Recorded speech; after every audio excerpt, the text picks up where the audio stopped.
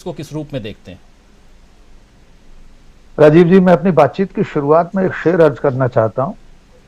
इरशाद। राहुल गांधी को चाक पर मिट्टी से कुछ बनाते हुए देखा तो मुझे अलीना इतरत, हमारे देश की बहुत बड़ी शायरा हैं, उनका एक शेर है। अभी तो चाक पे मिट्टी का रक्स जारी है, रक्स यानी नृत्य। अभी तो चाक पे मिट्टी का रक्स जारी है, अभी कुम्हार की नियत बदल भी सकती है। इसे मैं देश के हालात की तरफ ले जाना चाहता हूं। दरअसल ये देश इस वक्त चाक पर घूमती हुई मिट्टी को देख रहा है। वो देख रहा है कि समय रूपी जो कुम्हार है वो इसमें से क्या बनाकर लाता है। कोई सुराही बनाता है या कोई कुल्हड़ बनाता है, कोई मटका बनाता है। तो ये देश अभी उस कुम्हार की नियत को देख रहा है कि उसकी नियत बदल जाएगी तो वो राहुल गांधी को अपना नेता मानने लगेगा ये देश। और नहीं बदली तो जैसा कि डॉक्टर धीमन पुरोहित जी कह रहे हैं, वे जमीनी हकीकत से वाकिफ हैं। गुजरात की मिट्टी से जितना उनका तादाद है इतना हम और आपका नहीं है। इसके बावजूद मैं प्रोफेसर स्वामी और धीमन जी की बातों दोनों में से बीच में से कुछ चीजें लेकर आना चाहता हूं। नंबर एक, ये बिल्कुल सही है कि ये युग नरेंद्र मोदी का युग है, इससे कोई इनकार नहीं कर सकता। उनकी जो लार्जर देन लाइफ इमेज बनाई गई इतनी बड़ी हो गई कि जैसे वे सचमुच में अवतार हैं। मैं हर डिबेट में ये मानता हूं कि उन्हें भारतीय जनता पार्टी के मुख्यमंत्रियों ने ईश्वर का अवतार कहा है। हमारे अपने मध्य प्रदेश के मुख्यमंत्री शिवराज सिंह चौहान भगवान श्री राम मानते हैं नरेंद्र मोदी को। महाराष्ट्र में बीजेपी के प्रवक्ता अवधूत वाघ ने उन्हें भगवान विष्णु का 11वां अवतार कहा है। उत्तराखंड के मुख्यमंत्री तू चल में आया वाले तीनों चारों मुख्यमंत्रियों ने उन्हें ईश्वर कहा। तो मुझे इसमें कोई शक नहीं है कि वे ईश्वर के अवतार हैं, वरना कोई कारण नहीं है एक जिसकी डिग्री तक संदिग्ध हो, जो व्यक्ति बिना टेलीप्रॉम्प्टर के भाषण नहीं दे पाता हो, जो 8 साल प्रधानमंत्री रहने के बावजूद एक प्रेस कॉन्फ्रेंस करने का साहस न रखता हो, वो आदमी इस देश का महानायक बन जाए और लोग स्वीकार कर लें। डॉक्टर धीमन पुरोहित जी ने कहा कि पप्पू की इमेज से बाहर निकल रहे हैं। पप्पू कौन मानता है राहुल गांधी को? कैम्ब्रिज यूनिवर्सिटी से एमफिल, कमर्शियल पायलट, एक मार्शल आर्ट का ब्लैक बेल्ट, हर तरह की धर्म, अध्यात्म, साहित्य, कला, संस्कृति, तमाम चीजों का अध्येता राहुल गांधी भारतीय जनता पार्टी राष्ट्रीय स्वयंसेवक संघ की झूठ और नफरत की फैक्ट्री के 1000 करोड़ रुपए व्यय होने के बाद पप्पू मान लिया गया इस देश से। और वो व्यक्ति जो जिसकी डिग्री तक संदिग्ध है उसे हम महानायक माने बैठे हैं, जिसके ऊपर पिछले 8 सालों में अपनी बोली बानी से इतने हास्यास्पद वीडियो सामने आते हैं, इतनी हंसी आती है कि वे मनोरंजन का साधन बन चुके हैं। आज मध्य प्रदेश के एक नेता है कैलाश विजयवर्गीय, उन्होंने कहा कि राहुल गांधी कोई सीरियसली नहीं लेता, वे मनोरंजन का साधन है। तो मैंने देखा बहुत सारे लोगों ने कमेंट किया कि जब मनोरंजन नरेंद्र मोदी जी करके ही देश का पेट भर देते हैं तो राहुल गांधी की जरूरत कहां है मनोरंजन के लिए। ये राजनीति से इतर वे बातें हैं जो हमारी गंभीर राजनीतिक परिस्थितियों को हल्का बना देती है, डाइल्यूट कर देती है। नरेंद्र मोदी इस देश के चुने हुए प्रधानमंत्री हैं, लगातार दूसरी बार वे प्रधानमंत्री हैं, स्वाभाविक है वे महानायक ही हैं। लेकिन आज जो चुनौतियां उनके सामने हैं गुजरात और हिमाचल प्रदेश में, वे किस तरह की हैं कि गुजरात में लोग बेरोजगारी से परेशान हैं, काम धंधे बंद हो चुके हैं। मोरबी की घटना के बावजूद मैं कल देख रहा था, डॉक्टर राजीव जी, डॉक्टर साहब, मेरे एक साथी ने लिखा कि मोरबी की सारी विधानसभा सीटें भारतीय जनता पार्टी जीतेगी, जैसे कि लखीमपुर खीरी में भी सारी सीटें बीजेपी ने जीती। मैं भी इस बात को मानता हूं कि इस देश को अब न रोजी रोटी की जरूरत है, न उसे रोजगार चाहिए, न काम धंधे चाहिए, न जीवन स्तर में कोई उठाव चाहिए।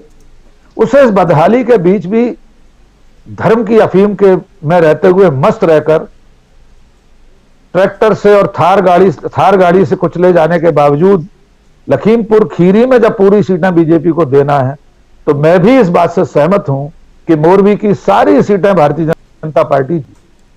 अब आपके प्रश्न पर आता हूं कि राहुल गांधी की यात्रा से क्या फर्क पड़ने वाला है।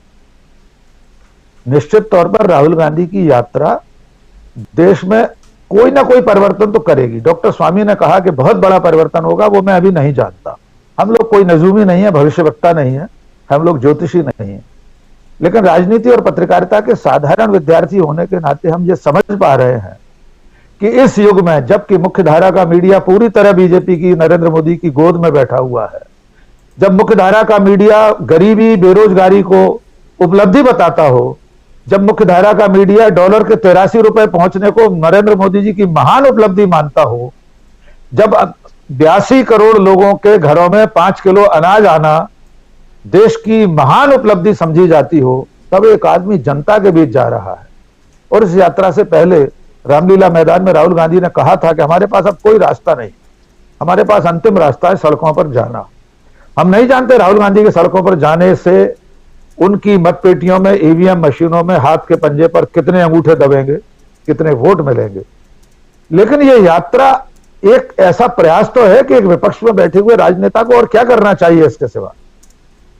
वे गुजरात में कितने वोट इस यात्रा के जरिए कबाड़ पाएंगे हम नहीं जानते, वे हिमाचल प्रदेश में कितनी सीटें और बढ़ा पाएंगे हम नहीं, लेकिन सचमुच में जब देश का प्रधानमंत्री कपड़ों के आधार पर नागरिकों में भेदभाव करने की बात करता हो, जब उसकी कैबिनेट में बैठे हुए मंत्री देश की राजधानी में गोली मारो सालों को जैसे नारे लगाते हों, तब अगर एक आदमी यात्रा पर निकला हुआ है, सड़कों पर भाईचारे और जोड़ने की बात करता है, तो एक नागरिक के नाते, एक भारतीय के नाते, एक मनुष्य के नाते, एक मतदाता के नाते और सबसे अंत में एक पत्रकार होने के नाते मैं इस यात्रा के सुखद परिणामों की आशा करूंगा। वे परिणाम चुनावी राजनीति में क्या होंगे इससे मेरा कोई लेना देना नहीं। अंतिम बात, गुजरात में अब जो स्थितियां हैं, नरेंद्र मोदी स्वयं कह चुके हैं कि भारत कांग्रेस भीतर ही भीतर गांव में बहुत काम कर रही है, इससे चिंतित होने की जरूरत है। आमतौर पर चुनावी मौसम में कांग्रेस से भगदड़ होती है, लेकिन इस बार भगदड़ बीजेपी और आम आदमी पार्टी में दिखाई दे रही है, कांग्रेस में भी होगी। और मैं तो इसके लिए भी तैयार हूं डॉक्टर धीमन पुरोहित जी कि परिणाम निकलने के बाद 8 दिसंबर के बाद अगले 24 घंटे 48 घंटे में कांग्रेस के कई विधायक अंतरात्मा की आवाज पर दल बदल भी कर सकते हैं, यह भी संभव है, क्योंकि कई राज्यों में हारने के बाद बीजेपी ने सरकारें बना ली। लेकिन भारतीय जनता पार्टी जिस उतार के साथ गुजरात में है, 127 सीटों के बाद से हर 5 साल में भारतीय जनता पार्टी की सीटें कम हो रही हैं और 2017 में बहुमत से मात्र 7 सीट थी, 99 सीट आई है, 92 की जरूरत है बहुमत के लिए विधानसभा में। और यह सब तब हुआ था जब राहुल गांधी अपनी असफलता के लगातार दौर से गुजर रहे थे। अब अगर इस यात्रा के बाद 5-7 सीटें भी अगर उन्होंने बढ़ा ली तो यह भी कांग्रेस के खाते में पर्याप्त होगी।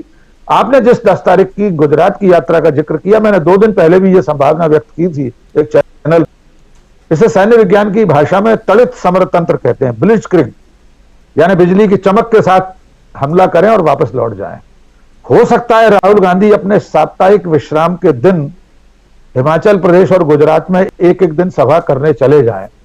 इससे बहुत ज्यादा कुछ बनेगा बिगड़ेगा नहीं, और अगर 2 में से एक भी राज्य की सरकार राहुल गांधी के बिना गए कांग्रेस के झोली में आ गई तो यह भी कांग्रेस के लिए बड़ी उपलब्धि होगी। फिलहाल कांग्रेस अपने सबसे ज्यादा पतनशील दुर्दिनों में से गुजर रही है, और उसमें से यह यात्रा कितना बाहर ला पाती है उन दुर्दिनों में से, यह देखने की बात होगी। इसके लिए हमें इंतजार करना होगा पूरे इस यात्रा के अंतिम पड़ाव तक के लिए। जी राजीव। जी बिल्कुल धीमन जी, आप